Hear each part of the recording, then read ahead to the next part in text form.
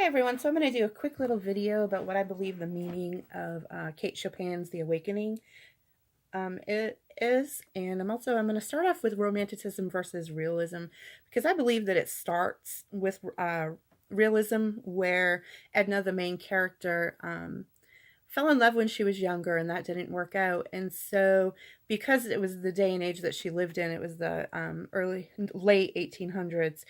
um, Women didn't really have a lot of choices, and so the only choice that she felt she had was to get married and start a family. And I don't even think at that young of an age that she even knew if that's what she really wanted to do or not, but she did it because it was what society expected of her.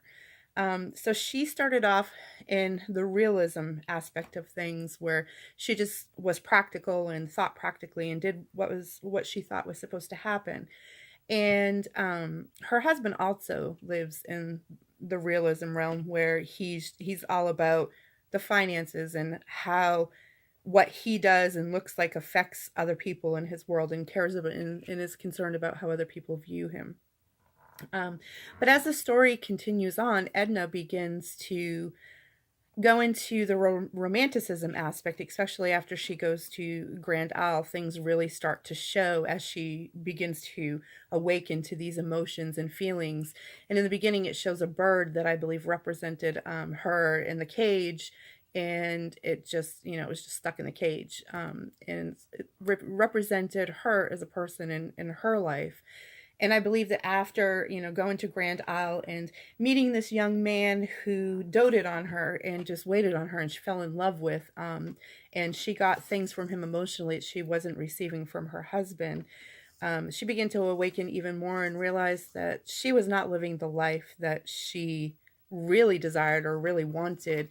And just started almost like standing up for herself and standing up for her rights, saying, I'm not doing that. I'm not doing what's expected of me just because somebody wants me to do it.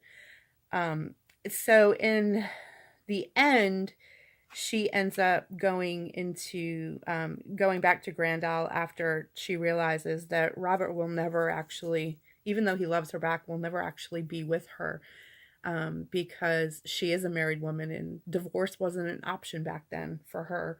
And so she went back to the Grand Isle and walked out into the water. And I don't think it was necessarily planned, but I do believe that she went in and went into the water, submerged herself, and she died.